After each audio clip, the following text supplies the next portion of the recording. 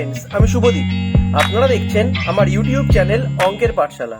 আজ আমরা ওয়েস্ট বেঙ্গল বোর্ডের ক্লাস 8-এর কোষে দেখি 17.1-এর চ্যাপ্টারের অঙ্কগুলো করব। তো চলো শুরু করা যাক। তো আগের ভিডিওতে ক্লাস 8-এর 17.1-এর 3-এর দাগের পর্যন্ত অঙ্ক করেছিলাম। আজকে আমরা 4-এর দাগ থেকে করব। তো চলো শুরু করা যাক। তো 4-এর দাগের অঙ্কটাতে বলেছে, দেখো 1200 মিটার লম্বা একটি সেচের খাল কাটা শুরু হওয়ার 15 দিন পর দেখা গেল খালটির 3/4 অংশ কাটা হয়েছে। বাকি অংশ কাটতে আর কতদিন সময় লাগবে হিসাব করে লিখি। তো চলো প্রথমে অঙ্কটা কিভাবে করব দেখে নিই। আগে একটা জিনিস বলে দিই, 1200 মিটার লম্বা একটি সেচের খাল কাটা শুরু হওয়ার 15 দিন পর খালটির 3/4 অংশ কাটা হয়েছে। তাহলে কত অংশ কাটা হয়েছে সেটা আগে বার করে নিই। শুরু করেছিস?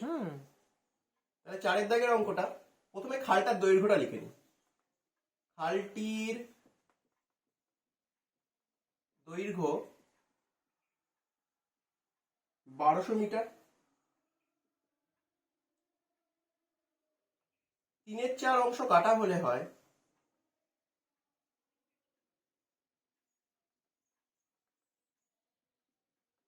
1200 ইন্টু 3/4, মানে 3/4। তাহলে 4 দিয়ে যদি এটাকে কাটি তাহলে হয় 300, মানে 900 মিটার। তাহলে খালটা 900 মিটার কাটা হয়ে গেছে। এবার আমরা সমস্যাটা তৈরি করি। তাহলে খালের দৈর্ঘ্য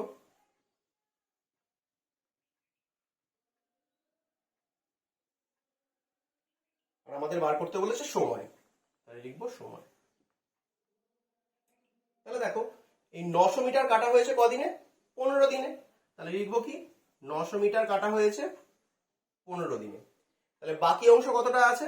আগে ছিল 1200 মিটার, 900 মিটার কাটা হয়ে গেছে, তাহলে বাকি আছে কত? 300 মিটার। এটা আমাদের কাটতে হবে। তাহলে দেখো 900 মিটার যদি 15 দিনে কাটা হয়, 300 মিটার আরো কম দিনে কাটবে। তাহলে দেখো 900 থেকে 300 কমেছে, তাহলে 15 থেকে এটাও কমছে, তাহলে এদিকটাও কমছে, এই দিকটাও কমছে। তাহলে দুদিকে যদি একসাথে কমে যায় তাহলে কি সম্পর্ক হবে? সরল সমানুপাতি হবে। তাহলে লিখবো কি খালের দৈর্ঘ্য ও সময়ের মধ্যে সরল সমানুপাতি। তাহলে কিরকম হবে?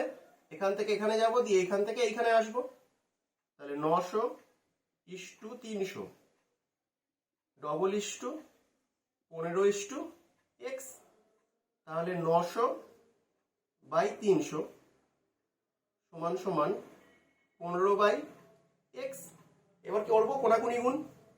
তাহলে 900 ইন্টু এক্স সমান সমান 300 ইন্টু 15,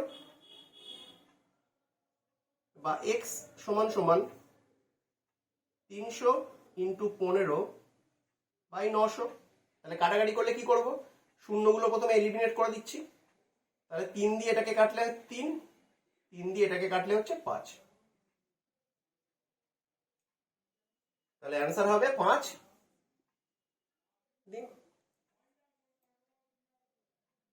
তাহলে এই হচ্ছে 4-এর দাগের অঙ্কটা। তো তোমরা একবার 4-এর দাগের অঙ্কটা দেখে নাও, এই প্রসেসে করতে হবে।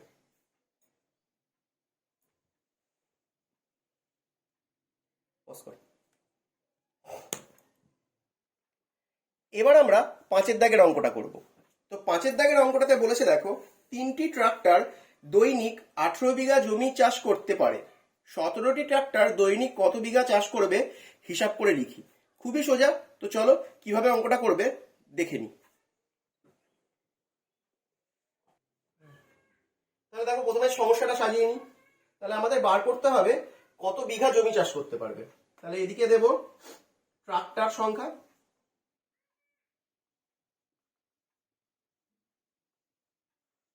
আর এদিকে হচ্ছে জমির পরিমাণ।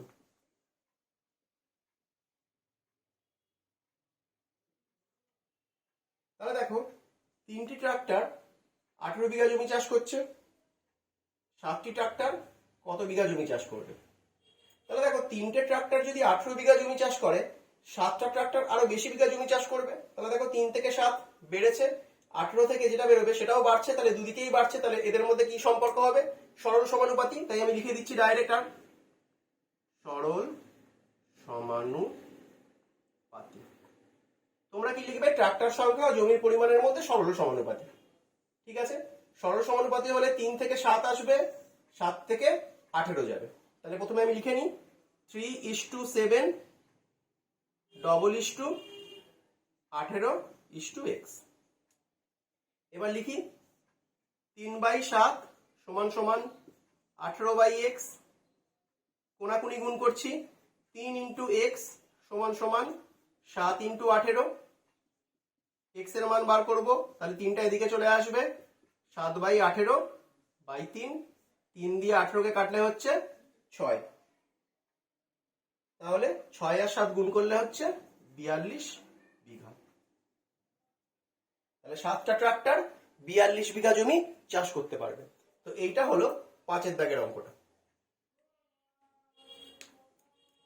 দেখে নাও। তো ফ্রেন্ডস, আজকে আমরা 5 দাগের পর্যন্ত অঙ্ক করলাম।